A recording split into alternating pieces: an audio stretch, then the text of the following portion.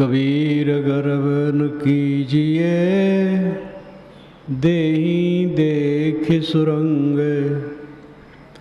बिछुरे पर मेला नहीं, ज्यों के चुली भुजंग। सद्गुरु कबीर कहते हैं, देह की चमक को देख करके भूलो मत। जब ये बिछुड़ जाएगी तब फिर मिलेगी नहीं। जैसे सांप के ऊपर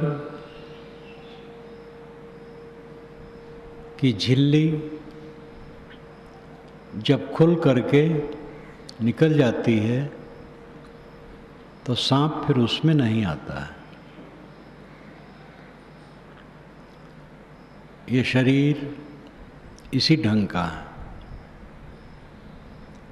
विवेकवान का शरीर तो मन से वो पहले ही मार देता है। शरीर छोड़ने के पहले विवेकवान शरीर को मन से छोड़ देता है। ये विवेक की बलवत्ता साधना की विशेषता से होता है। देह को पहले छोड़ देने वाला देहातीत भाव में रहता है। आप देह नहीं हैं, आप चेतन हैं, ज्ञान स्वरूप है। इस भाव की रहनी में जो रहता है, सद्गुरु विशाल साहब कहते हैं, हमका का दहिया से काम, हम तो हैं चेतन निष्काम। न पास कोई हमरे खोजे मिले वस्तु। इस शब्द में, बड़े शब्द में इतना विस्तार से वैज्ञानिक ढंग से कहा है। याद हो तब माता हमरे पिता बंधु परतीत, भाई भगनी भाभी दर से पित्ते चची मनीत। जब याद होता है तो लगता है मेरे माता पिता थे, भाभी भगनी चचा इत्यादि थे। देह का जितना संबंध है घर द्वार का, याद होने पर निकट लगता है। बचपन से जिस घर में रहे, जिस कमरे में रहे, वो घर कमरा खत्म हो गया, दूसरे ढंग से बन गया। जिन गलियों में हम घूमे और खेले, वो गलियां सदा के लिए छूट गई हैं। उन गलियों में भी परिवर्तन हो गया। 50 वर्ष के बाद कहीं कोई जाए तो वहाँ की गलियों में परिवर्तन पाएगा, कई जगह वो परिवर्तन पाएगा। 20 वर्ष के बाद जाने पर बहुत से लोग नहीं मिलते हैं। मृग मरीचिका की तरह, जल बुलबुले की तरह सारा दृश्य प्रतीतमान आभास मात्र है, प्रतीत होता है, मेरे में नहीं। एक दर्शन ये कहता है ये जगत तीनों काल में है ही नहीं। दूसरा दर्शन कहता है जगत तीनों काल में है लेकिन बदलता है, मेरे में नहीं है वो। जगत में जगत तीनों काल है, आत्मा में जगत नहीं है। और यही तथ्य है, मेरे में जगत नहीं है, जगत में जगत है, लेकिन वो एक रूप रहने वाला नहीं है, बदलता रहता है। जो एक रूप न रहे उसमें कौन विश्वास किया जाए। देह एक रूप रहने वाली नहीं, और क्षण ही में चली जाती है। बिछड़े पर मेला नहीं, ज्यों की चुली भुजंग। इस पर रामायण की वो कहानी याद आती है कि जब लक्ष्मण को बाण लगा तो मंत्रणा हुई कि रात ही में सुखेण वैद आ जाएं लंका से तो ये जी सकते हैं, नहीं तो जी नहीं सकते। सूरज उगने के बाद फिर नहीं जी पाएंगे। रात में सांप काट दे, अगर तत्काल उसकी चिकित्सा न हो तो सूरज उगने के बाद फिर वो नहीं रह पाएगा, जहरीला सांप अगर काटा है तो। हनुमान जी पहुँचे, सुखेड़ अपने बरामदे में बैठे दवाई घोंट रहे थे, रात थी। उन्होंने कहा मैं रामादल से आया हूँ, लक्ष्मण बदहोश हैं, आप उनकी चिकित्सा में चलिए। उन्होंने कहा ये कैसे हो सकता है, शत्रु के दल में शत्रु के भाई की चिकित्सा करने मैं कैसे जा सकता हूँ। हनुमान जी कोई ऐसे वैसे नहीं थे, वे भी विद्वान थे, सब जानते थे। उन्होंने कहा वैद्य के लिए मित्र और शत्रु नहीं होता है, वो सबकी चिकित्सा करता है। सुखेड़ ने कहा आप ठीक कहते हैं, लेकिन जो संगीन दशा है उसमें नहीं हो सकता, युद्ध चल रहा है हमारे राजा से और आपके राजा का। कैसे हो सकता है कि मैं रामादल में चिकित्सा करने चलूं? कहे नहीं चलेंगे तो मैं ज़बरदस्ती ले चलूँगा। कैसे ले चलोगे? ले चलूँगा। कैसे ले चलोगे? बरामदे से हनुमान जी नीचे कूद पड़े, जमीन में हाथ डाले, नींव के अंदर ले गए। वो कहे हाँ हाँ हाँ हाँ हाँ हाँ, बस पूरा मकान उखाड़ करके उड़ गए और हाँ हाँ करते रह गए। कितना रोचक है और काल्पनिक है, असंभव है। लेकिन मौत की दशा यही है, मौत आएगी हम कहेंगे अभी रुक जाओ, नहीं बिल्कुल अंतिम है, हम हाँ हाँ हाँ करते रह जाएंगे, बस लेके उड़ जाएगी। ऐसा जीवन जीना चाहिए, मौत के पहले मौत कर दे मौत की। आसक्ति का ध्वंस जिसके चित्त में हो गया, मौत का डर कहाँ है? मौत तो पहले लिए हो। ऐ मौत प्यारी मौत मेरे सामने आया करे, ऐ मौत मेरे सामने आ। जब तू सामने आती है तो मुंह मिट जाता है। मौत की याद करने से और अपने अहंकार को मार देने से अमरत्व की प्राप्ति होती है। मरना कुछ है ही नहीं है, आसक्ति के कारण भ्रम बस भय लगता है। जिसकी आसक्ति मिट गई, भय मिट गया, मरना कहाँ है? सांस आती जाती है, रुक जाएगी, बस खत्म। मैं जहाँ का तहाँ हूँ। कबीर साहब की वाणी, जहाँ का पद तहाँ समाई, जहाँ का पद तहाँ समाता है। घड़ा फूटता है कहाँ जाता है? मिट्टी में। बुलबुला फूटता है कहाँ जाता है? पानी में। हवा का गुब्बार फूटता है कहाँ जाता है? वातावरण में, हवा में। जहाँ का पद तहाँ समाई। हर पदार्थ अपने मूल पदार्थ में स्थित होता है। आधार आधे, घड़ा और जमीन का आधार आधे संबंध है। जमीन आधार है, घड़ा आधे है। आधे का मतलब जो टिका रहे और आधार का मतलब जो टिकाए रखे। जमीन पृथ्वी आधार है, घड़ा आधे है। जो निराधार है, ना आधार है ना आधे है, वो किस में टिकेगा? वो अपने आप में टिकेगा। आत्मा ना आधार है ना आधे है, वो निराधार है। इसलिए वो अपने आप में स्थित है। शरीर रहते रहते स्थित है, शरीर में है, अपने स्वरूप में स्थित है। शरीर छूट जाए, अपने स्वरूप में है। दूसरे के समझने में ये बात नहीं आएगी। जो इस दिशा में पहुंचेगा वो अनुभव करेगा। यही निर्भय पद है, यही ज्ञान जीवन में सुखदायी है और मृत्यु में सुखदायी है। वही ज्ञान है जो जीवन भर सुख दे और मरते समय सुख दे। मरना जीवन का छोर है, उसको जीवन से अलग नहीं कर सकते हैं। मरने का दिन रिजल्ट का दिन है, उसके लिए पूरी तैयारी करनी चाहिए।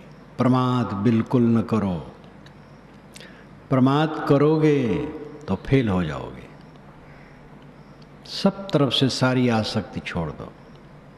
केवल भ्रम है कि कुछ मेरा है, केवल भ्रम है, एक कण भी मेरा नहीं है, यही तथ्य है।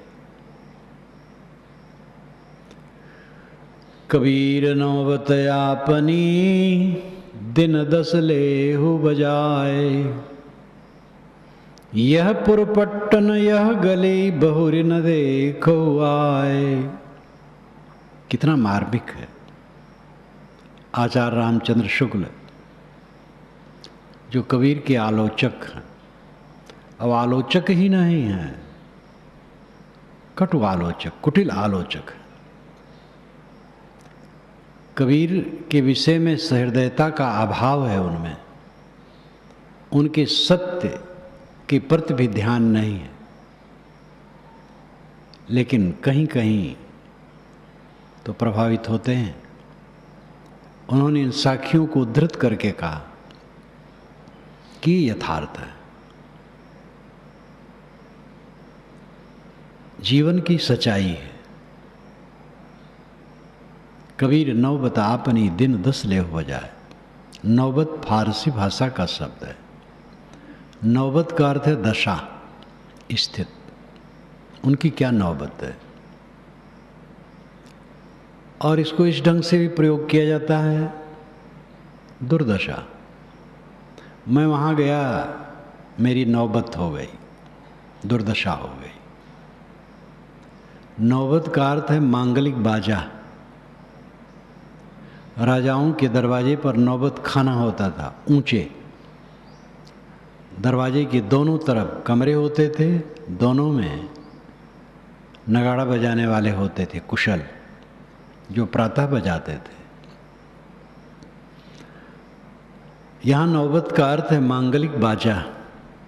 साहब कहते हैं अपना मांगलिक बाजा 10 दिन बजा लो, दिन 10 लेहु बजाए। यह पुरपट्टन यह गली बहुर न देखो आए। इस सच्चाई को समझो। जो यहाँ से उठते हो, प्रीतम नगर सड़क में चले जाते हो, प्रीतम नगर से आगे जीटी रोड पकड़ करके इलाहाबाद के चौक में चले जाते हो, ये देखने को नहीं पाओगे। यहाँ रहने वाले कितने हैं जो अब नहीं देख रहे हैं। सबकी यही दशा है। यह पुरपट्टन यह गली, पुर का मतलब है गांव, पट्टन का मतलब बाजार, और गलियां बहुर न देखा हुआ। तथागत बुद्ध पाटलिपुत्र से गंगा पार करके उत्तर गए वैशाली। वैशाली वैभव संपन्न राजधानी, वहाँ पर उन्होंने बहुत वास किया था, अनेक बार। उन्होंने कहा आनंद, वैशाली को एक नज़र देखा बाहर से, कहा आनंद अब फिर वैशाली देखने को नहीं है। आसन उठाओ, उठाए, चल दिए। वृद्ध थे, 80 वर्ष के थे, कुछ दूर पर गए, थक गए। आनंद आसन बिछाओ, बैठ गए। उठते बैठते चलते रहे, विश्राम भी करते होंगे। और कसया से पूर्व उस पावा गांव में गए जहाँ पर चुंद लोहार का भोजन किए थे। वो पावा गांव अभी भी है। मेरा कार्यक्रम उसके पास ही हुआ था कुछ दिन पूर्व। एक लेखक ने लिखा है, तथागत जैसा गुणातीत पुरुष, वो भी कहता है ये वैशाली अब फिर नहीं देखने को होगा। तो वो तो महापुरुष सब जो कुछ दृश्यमान है सबको शून्य समझ लिया था, उसके मन में कोई मोह नहीं था। उन्होंने कहा जो शून्यता के स्वरूप को देखता है वो पीड़ा नहीं पाता है। प्रपंच की शून्यता, आत्मा प्रपंच शून्य, उसमें कुछ प्रपंच नहीं। और जो आत्मा को देखता हो प्रपंच शून्य स्थित में रहता है। जो प्रपंच शून्य स्थित को देखता हो आत्मा में रहता है। पटिवासेयत मत्तना, आत्मा द्वारा आत्मा में निवास। अगर चाहते हो कि मन पीड़ा से बिल्कुल मुक्त हो जाए तो अपने को अपने में जोड़ो, बाहर नहीं। बाहर सेवा करो, बाहर जपनी नहीं है, करनी है। व्यवहार जपनी नहीं है, करनी है। व्यवहार करने योग्य है, जपने योग्य नहीं है। बीती हुई घटनाओं, प्राणियों, पदार्थों की स्मृति में न सड़ो। मरी मरी बात, आगे वाली झूठी बातों को मत सोचो। अपने आप में रहो, समेटो अपने को अपने में। कबीर नौबत आपनी दिन 10 लेहु बजाए, यह पुरपट्टन यह गली बहुर न देखो आए। कबीर थोड़ा जीवना माढ़े बहुत मढ़ान, सब ही उभा पंथ सिर राव रंक सुल्तान। कबीर साहब कहते हैं कि बहुत थोड़ा जीना है, माढ़े बहुत मढ़ान। बड़ा श्रृंगार करता है, बड़ी तैयारी करता है। कितने दिन रहना है, जग जाओ। वो कहानी कितनी रोचक है। जब इंद्र ने विश्वकर्मा से कहा कि मकान तुम्हें बनाना है और 100 वर्ष बनाना है, विश्वकर्मा ने कहा महाराज मैं तो घंटों में बहुत बना देता हूँ, 100 वर्ष हमें क्यों फंसाएंगे। इंद्र ने डांटा। अब राजा डांटा तो क्या करे, चुप बनाने लगे। 1 वर्ष तक बनाते रहे, बहुत दूर तक मकान बन गए। देवताओं की एक सभा में वे निमंत्रित थे गए। विष्णु ने पूछा विश्वकर्मा तुम उदास कैसे हो। बताया कि भगवान इंद्र ने मुझे 100 वर्ष तक मकान बनाने में लगा दिया। विष्णु ने कहा अच्छा, इंद्र को इतनी तृष्णा है। विष्णु एक ब्रह्मचारी वेश बनाकर पहुंच गए इंद्र के दरवाजे पर। इंद्र उठे, नमस्कार किए। महाराज किधर से आ रहे हैं। घूम रहा हूं, साधु हूं। इतने में दूसरे तरफ से एक विचित्र संत आ गए जिनकी कमर में केवल लंगोटी थी, देह भर भालू के बाल जैसा बाल झपका हुआ, सब तरफ से बाल बाल। एक चटाई लपेट करके वो रखे थे। ब्रह्मचारी जी विष्णु जी नमस्कार किए, इंद्र ने भी नमस्कार किया। विष्णु जी ने कहा महाराज किधर से दर्शन दिए। कहीं घूम रहा हूँ साधु। महाराज आपका आश्रम कहाँ है। कि आश्रम क्या बनाऊं, जीवन क्षणिक है। कि महाराज की आपकी क्या उम्र है। कहे मैं नहीं जानता हूँ। एक ब्रह्मा जब मर जाता है तो मेरा एक बाल गिर जाता है। हजारों बाल गिर चुके हैं और जितने बाल मेरे शरीर में हैं सब गिर जाएंगे तब मैं मरूंगा। अब ब्रह्मा की आयु कितनी होती है। 8 अरब 64 करोड़ वर्ष हम लोगों की जब बीतते हैं तो ब्रह्मा का 24 घंटा होता है। और ऐसे 30-24 घंटा का महीना, 12 महीने का वर्ष और 100 वर्ष की आयु। 31 नील, 10 खरब, 40 अरब वर्ष जब मनुष्य के बीच बीतते हैं तब ब्रह्मा की आयु समाप्त होती है, तब वो मरते हैं। तब उनका एक बाल गिर जाता था। विष्णु जी ने कहा, महाराज इतनी लंबी आयु, आपने आश्रम नहीं बनाया? अरे जीवन क्षणिक है, क्या बनाओ। इंद्र अपने में टूटने लगा, मैं तो बहुत अल्पायु हूँ, 100 वर्ष की नींव डाला हूँ। कहे महाराज चटाई क्यों लिए हैं? कहे ठंड लगती ओढ़ लेता हूँ, कहीं बिछा लेता हूँ। वो चल दिए। नाम आपका क्या है? नाम तो कुछ नहीं है, लोम है बड़े बड़े, इसलिए लोग लोमस कहते हैं। वो तो चल दिए। ब्रह्मचारी जी हंसने लगे। इंद्र ने कहा, महाराज क्यों हंसते हैं? कहे इंद्र आ रहे हैं सब बहुत। कहे कहाँ आ रहे हैं? तो चींटियों की लाइन आ रही थी। उन्होंने कही चींटियाँ सब इंद्र हो चुके हैं।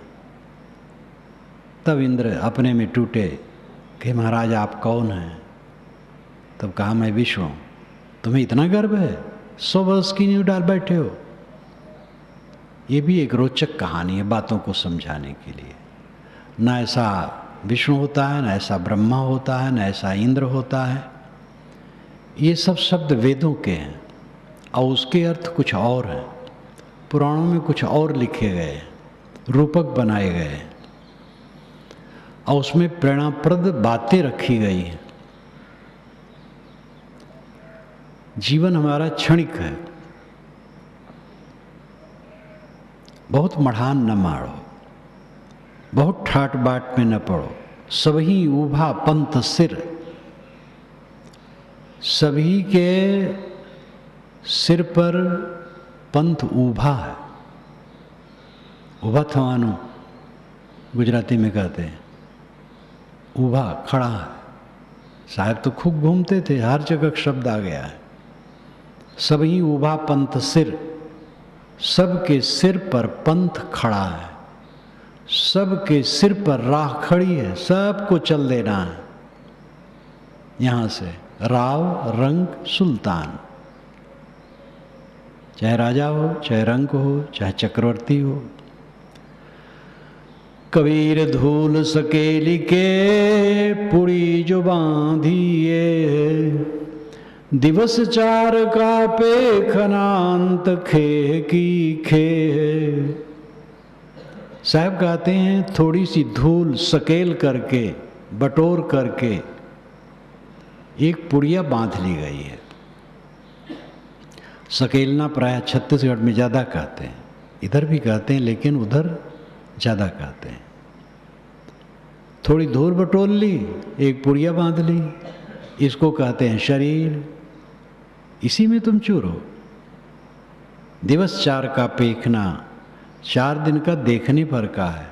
अंत खे की खे, अंत में धूल की धूल है। केवल सच्चाई समझना है, कुछ कल्पना नहीं करना है, गढ़ना नहीं है। धूल को धूल समझ लो, जग गए। धूल को कुछ और समझे हो, यही भ्रम है।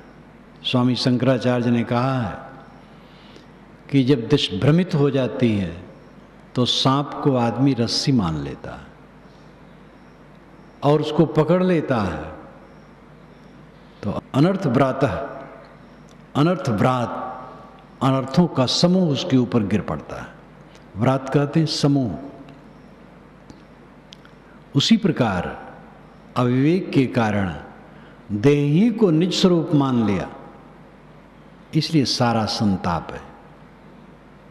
उपनिषद के ऋषि कहते हैं आत्मानं चेद विजानीयात् अयमस्मीति पुरुषः किमिच्छन् कस्य कामाय शरीर मन संजरेत।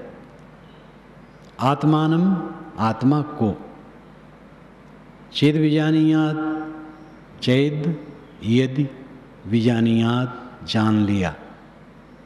आत्मा को यदि जान लिया, अयम अस्मीति पुरुषः, अयम अस्मि इति पुरुषः, अयम यह, अस्मि हूँ इति ऐसा पुरुष, पुरुष। मैं तो यह चेतन पुरुष हूँ। यदि आत्मा को जान लिया कि मैं तो यह चेतन पुरुष हूँ, देह नहीं हूँ तो किमिच्छिन्न, किस इच्छा से, कस्य कामाय, किस कामना से, शरीरम अनुसंजरेत, शरीरम अनुसंजरेत, शरीरम अनु नाम पीछे, शरीर के पीछे लगा, यहाँ पीछे का अर्थ है मोह करके, शरीर में मोह करके ज्वरेत, जलें। क्यों जलें? शरीर में मोह करके क्यों जलें? जब जान लिया कि यह मैं चेतन आत्मा, शुद्ध चेतन पुरुष हूं, तब कौन सी कामना, कौन सी इच्छा को लेकर के जलता रहे? दुनिया की कौन सी कामना आपको सुख दी है जलाने के अलावा? कबीर मंदिर लाख का जड़िया हीरा लाल, दिवस चारिका पे खना बिनस जाएगा काले। कबीर साहब कहते हैं कि लाख का मंदिर है, लाख पीपल के पेड़ में प्रायः लाख होता है, उसको निकाल करके गला करके चूड़ियाँ बनती हैं, बहुत सी चीज़ें बनती हैं। आग लग गई तो पिघल करके तुरंत बह जाता है। ये शरीर लाख का मंदिर है। हाँ, इसमें हीरा लाल चढ़ा है, इसमें आत्मा है। 4 दिन का देखने पर कहा है, काल का झोंका लगा, उसकी गर्मी आई, ये पिघल के बह जाएगा। इसलिए प्रमाद मत करो, चक करके रहो, अपने को आत्मा समझो, देह नहीं। और इस बात पर सब लोग ध्यान दो, व्यवहार करनी है, जपनी नहीं है। जपनी सुस्वरूप है। अपने मन को समेट के आत्मा में लगाओ, न पुरानी घटनाओं को सोचो, न बीती बातों को सोचो, न आगे की कल्पना करो। अपने को पीड़ित मत करो, सब मरा है, सब मरा है। अपने को जागृत रखो। जो वर्तमान में आत्म जागृत है वही सच्चा साधक है। संतो जागत नींद न कीजिए।